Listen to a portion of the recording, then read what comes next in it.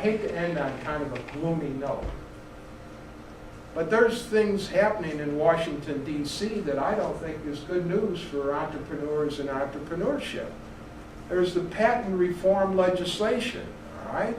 And what they want to do, they are global corporations.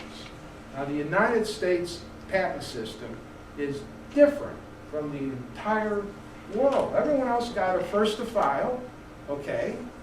And once you get your patent, if some big company thinks that you shouldn't have gotten that patent, they want to be able to challenge the patent's validity in a post-grant opposition before a tribunal of patent bureaucrats instead of a jury.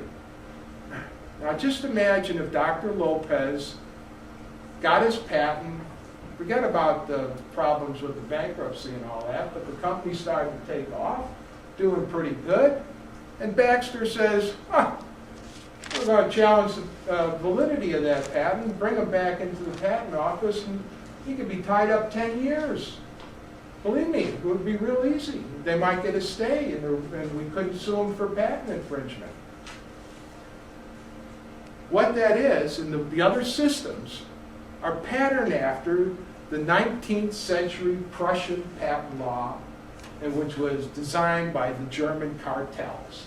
Now that's what Senator Leahy and some of our other leading politicians want us to do, so it'll be consistent with the rest of the world. And Microsoft's, one of their top attorneys says he wants a world patent system where all we have to do is go to one patent office and we'll get a patent that'll cover the world, or if you pay enough money, all right? I have a lot of my clients, they don't care about patents outside the United States. They want to get a patent in the good old USA, and they don't want to worry about China, where you have to maybe sue in 15 or 20 different provinces, or Europe, where you may have to sue in every country that's part of the European Union, because there's no one lawsuit. In the United States, one lawsuit, you can stop the IBMs, the Microsofts, and you can get a lot of money too. But they don't like that system. The judgments are kind of big. And so see, here's what they're saying. In general, they believe the United States Patent Office is too prone to grant overly broad patents. Now, they've been pitching that to the bureaucrats that have been running the Patent Office for the last decade, okay, at least. Well, they've now tightened up the grant of patents. It used to be that over about 70% of the applications filed were granted. Now it's less than 50, and it's approaching 40%. I had one client where they even granted it, and we paid the issue fee, and it was called back. They are withdrawing it, and they think the examiner issued it when he shouldn't have, because of this pressure now within the patent office to resist granting overly broad patents. Okay.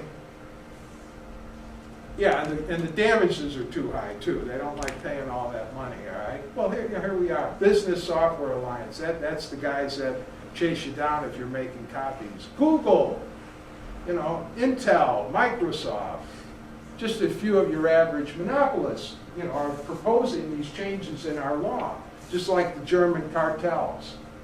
All right, patents, our system comes from the British anti-monopoly laws that were established in Queen Elizabeth's time, which prohibited monopolies. What the Queen was doing was passing out special deals for Lord Darcy, who got a monopoly on playing cards.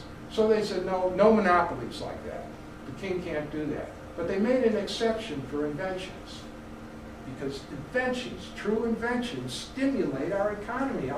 Our history of the country is, if you really look at it, is a history of technological innovation and success and invention.